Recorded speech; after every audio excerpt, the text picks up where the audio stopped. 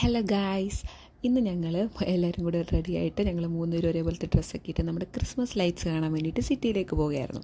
അപ്പം ഒരേപോലെ ഡ്രസ്സൊക്കെ ഇട്ട് ഞങ്ങൾ സിറ്റിയിലോട്ട് പോകുന്ന വഴി ഇവിടെ ഇപ്പം സമ്മർ ആയതുകൊണ്ട് തന്നെ രാത്രിയാവാൻ കുറച്ച് വൈകും. ഇപ്പോൾ ഇവിടെ ഏകദേശം ഒരു 7 മണി 6:30 ആ ഒരു ടൈമാണിത്.